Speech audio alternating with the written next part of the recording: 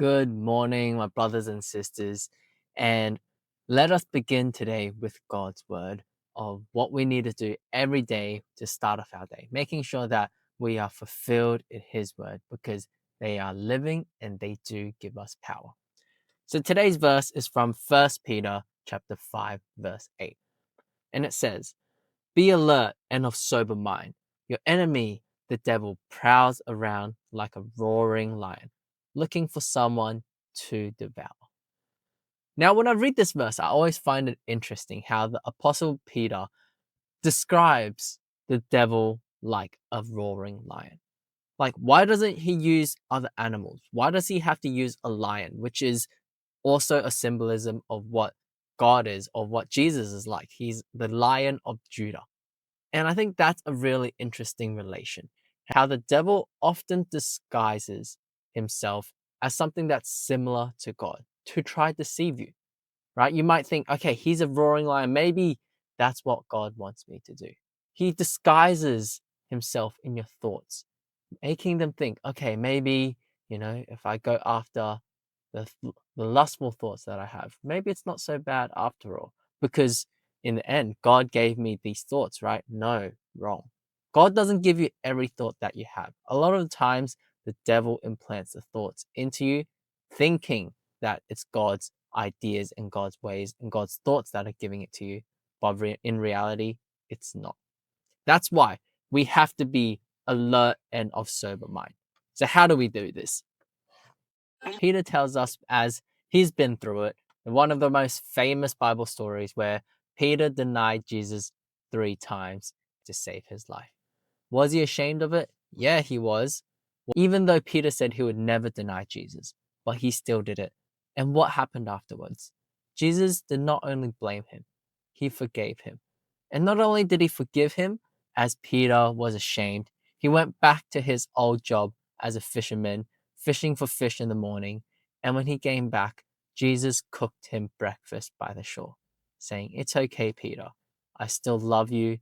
You are still my beloved friend and disciple."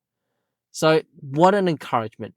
And thankfully, Jesus did that, because later Peter accepted that he was weak without Jesus, which led him to eventually preach at the Pentecost, leading 3,000 people to be baptized and saved, starting the early church. What a miracle.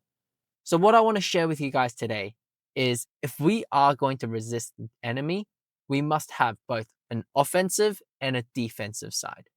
So if you want to be offensive against an enemy, which oftentimes you cannot see or feel, how do you go on the offensive? We're not going out in the world beating people up, calling people sacrilegious. No, our offensive side is to stay alert. We have to stay firm, be strong, and read God's word. Seek God-centered community with brothers and sisters in Christ that are same-minded, to pray for each other. Pray for the world. That is our weapon, prayer. To be firm in your connection with God, that's how we can be on the offensive. To be defensive is, if you see someone twisting the truth, call it out. You don't have to go out and, starting a fight with them, but call it out, saying, "Hey, I don't think that's right, and this is why." And what you want to say is not based on what you feel or you think, but based on what you know from the scripture. That's why it's so important to be ready, be equipped with the scripture, making sure that you don't quote wrongly out in the world. If you notice injustice, do something to help. If the enemy, the devil, is wreaking havoc, we have to have the courage to stand up and fight for the good. So I encourage you, brothers and sisters, if you see injustice today, if you see someone twisting the word, do not be afraid to step out.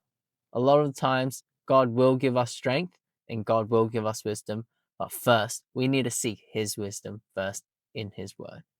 Let us pray. Dear Heavenly Father, Lord, we thank you for the holy scriptures that you've passed down through generations to us.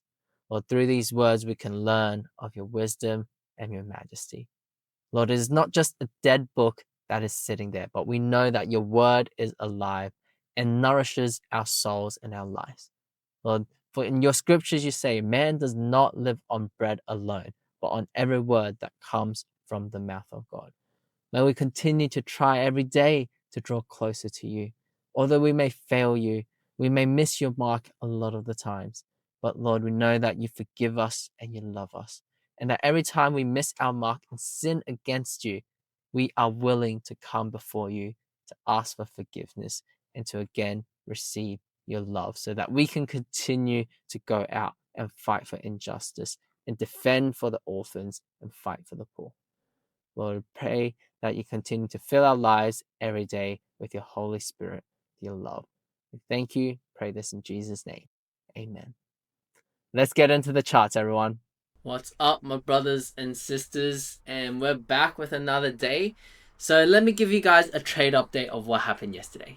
So remember how yesterday we talked about how I was in this long ass trade over the weekend where I managed to get the buy one, eventually went down, got my second buy, and I actually got my third buy. Well, I was supposed to get my third buy here over the night, but I didn't because of like some price discrepancies. And it continued to go up. And honestly, I was just waiting for it to get to this previous high before I could sell. Didn't quite get up there. It kind of broke through these previous three highs and it just went down.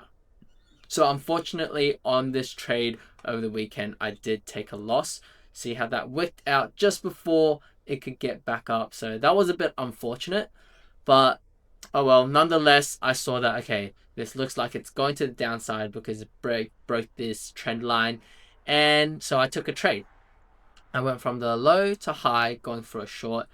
And honestly, I had my stop loss. I had my second buy order literally just 1 wick above. Now, I don't know why I put it 1 wick above there, but I thought it would go up. I was looking at these previous lows. So unfortunately, I did not get the first. I got the first buy, but I did not get that layer 2 buy. And then I got really tired for some reason. So I just went to bed. I slept for like 12 hours last night. So it went down over the night, around midnight here, boom, and we got out for a profit. So those were the two trades. And now over the night, it just kind of kept running downwards. And so I could take this trade to the low, but I don't quite like how there was this massive sell-off, meaning there is a pretty high chance that it could come back, fill the gap in here before it goes down. So instead, the trade idea today is on the euro, where yesterday night there was a similar sell-off right here. But I found that, okay, there is a less of a gap here, and there was bigger move to the downside here just a couple minutes ago. So I took that low to high, drawing that trend line, seeing that, okay, this looks like it will be a nice support underside test if it does decide to go down, and we might even just get our buy right here.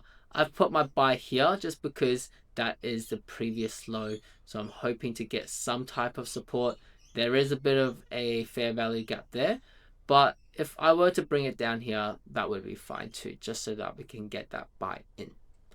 All right, that is the trade idea for today. So on my 10K account, if we switch over, we are currently minus $6.49 after our loss yesterday. So that's not too bad. Could be better. And for the 200K account, we are down back to original around 2.6K. So we'll see how we go. This week is still only Tuesday. So we'll see if we can get up at least maybe 5% or a couple percentage so that we can get past this trading challenge. All right, this is it for me. I'll see you guys tomorrow. Bye.